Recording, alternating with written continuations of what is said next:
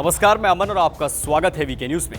कुख्यात संगठन, जी हाँ, कुख्यात इसलिए क्योंकि इस संगठन का नाम अक्सर देश विरोधी गतिविधियों से जुड़ा मिलता है। फिर चाहे बात हो दिल्ली दंगे की या फिर बेंगलोर दंगे की, जब भी देश में दंगे या देश को बदनाम करने की साजिश रची जाती है, उसमें पीएफआई का नाम सबसे पहले आता है। अब इसे संयोग कहें या प्रयोग, ये आप तय कीजिए। कर्नाटक में बीजेपी युवा मोर्चा कार्यकर्ता की हत्या, उत्तर प्रदेश के कानपुर में हिंसा, मध्य प्रदेश के खरगोन में सांप्रदायिक दंगा, राजस्थान के करौली में हिंसा, उदयपुर में दर्जी कन्हैयालाल का सिर कलम या कर्नाटक के शिवमोगा में बजरंग दल कार्यकर्ता का कत्ल कर दिया गया। इस संगठन का नाम बार बार सामने आता है, वो है पीएफआई यानी पॉपुलर फ्रंट ऑफ इंडिया।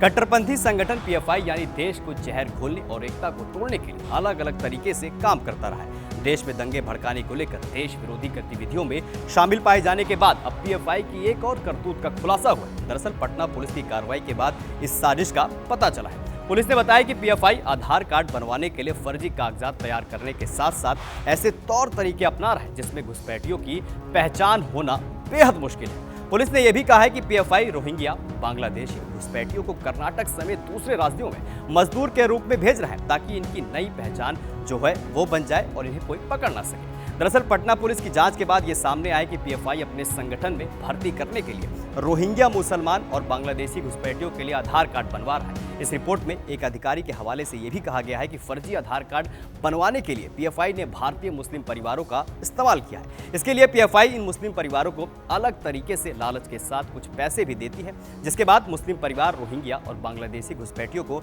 अपने परिवार का हिस्सा बनाते हैं। इन पीएफआई को जिस व्यक्ति के फर्जी दस्तावेज तैयार करने होते हैं, उनके लिए वो इन मुस्लिम परिवारों से ये भी कहलवाता है कि जब ये छोटा था तो इसे रिश्तेदार के यहाँ भेज दिया गया और किसी कारण उसको यहाँ आधार कार्ड नहीं बनवा सके, लेकिन अब ये हमारे साथ रहने के लिए वापस आ गया, इसलिए इसके आधार कार्ड की आवश्यकता है। रोहिंग्या और बांग्लादेशी घुसपैठियों को लेकर बिहार पुलिस के अधिकारी इस बात की भी आशंका जताते हैं कि बंगाल असम बॉर्डर पर कड़ी सुरक्षा व्यवस्था कर दी गई, इसलिए अब घुसपैठिया भारत नेपाल बॉर्डर से घुसपैठ कर रहे हैं। यही कारण है कि भारत नेपाल सीमा पर कई अवैध कॉलोनियां भी बस चुकी है।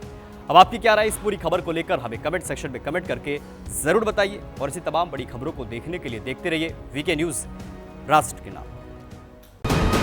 वीके न्यूज, राष्ट्र के नाम।